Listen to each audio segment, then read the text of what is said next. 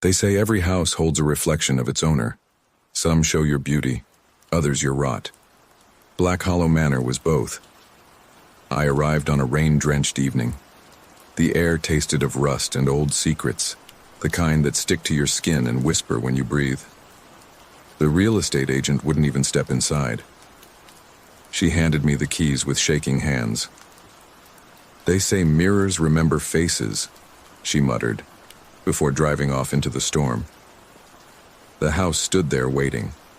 Inside, dust covered everything, except the mirror. It hung in the hallway, tall and silver-edged, gleaming like it was freshly polished. When I looked into it, for a moment, I thought I saw movement behind me, a shadow turning the corner. But the hall was empty. I told myself it was just nerves. I'd bought the house for solitude, for peace. Yet that night, as I unpacked, the silence felt too thick. And somewhere between thunder and heartbeat, I heard a faint tapping coming from behind the mirror. And Part 2, the sound behind the glass. By morning, I'd convinced myself it was pipes, wind, the usual excuses people give when they're alone in old places. Still, I couldn't ignore it. The tapping came again that night, slow, deliberate, as if someone inside the wall wanted out. I pressed my ear against the glass. A faint whisper came through. "Help me." I stumbled back. The voice, it sounded like mine. I didn't sleep after that. Every time I closed my eyes, I saw the mirror, the outline of a face forming behind it, pale, familiar. I covered it with a sheet before dawn, but the tapping didn't stop. It only got angrier. Part 3.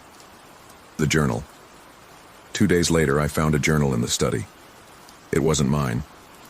The handwriting was sharp, erratic. The mirror doesn't show reflections. It shows confessions.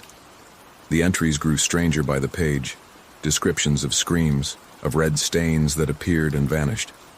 And every entry ended with the same sentence: "He doesn't remember what he did." I felt sick reading it. Who was he? And why did the dates match mine? That night, the tapping stopped. Instead, I heard footsteps, steady, confident, pacing behind the walls. Part 4. The visitor. At dawn, someone knocked on my door. A detective. He asked about the previous owner, a man named Elias Venn, who vanished 3 years ago. I told him I'd only just moved in. He studied my face, then glanced toward the covered mirror. "Strange thing," he said. "They found blood in this house once, but no body." He gave a polite smile and left. When I turned back, the sheet had fallen from the mirror. My reflection was gone. Part 5. The reflection. I couldn't leave it alone. I stood before the glass for hours, waiting for it to move again, and then it did. The reflection blinked, once, slowly, while I stood perfectly still. Then it smiled, a thin, knowing smile that stretched too far. Behind my reflection, I saw something dark smeared along the wall. A shape, a color, red. I looked behind me. Nothing. Looked back at the mirror, and there it was again. A handprint, fresh, dripping. I screamed, throwing the nearest object. It cracked the corner of the mirror. For a split second, a whisper escaped. "You did this." Part 6. The dream. That night, I dreamed of the basement. I'd never been down there before. In the dream, the air was thick with iron, and something was humming, like breath caught between screams. When I woke, my hands were covered in dirt. The door to the basement stood open. I didn't want to go down, but my body moved before my mind caught up. Each step creaked like an echo of something done long ago. And then, halfway down, I saw it. A mirror.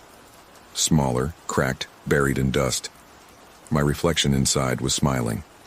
Part 7. The basement. I don't remember digging. I just remember the sound. Metal scraping on something solid, then the smell.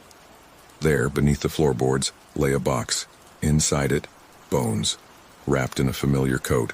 My coat. I fell back, heart pounding, as the mirror across the room flickered. The reflection showed me kneeling beside the box, covered in mud and something darker. Only it wasn't now.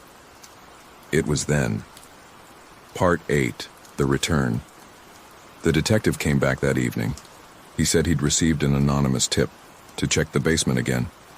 He never took his eyes off me as he spoke, and when he asked, "Do you know who Elias Venn really was?" something inside me cracked, because I did. I walked him to the mirror.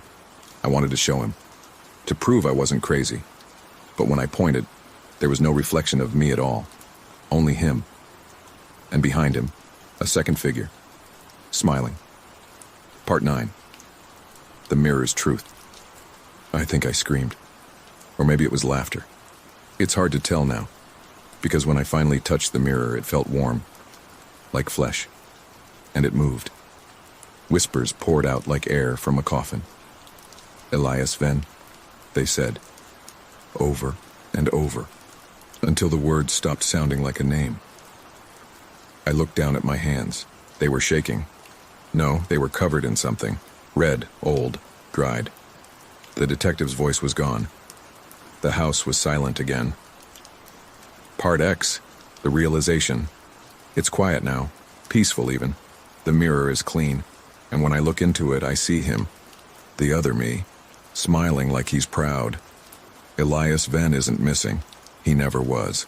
He's been here all along, and so have I. The mirror doesn't show reflections. It remembers, and tonight it's remembering me.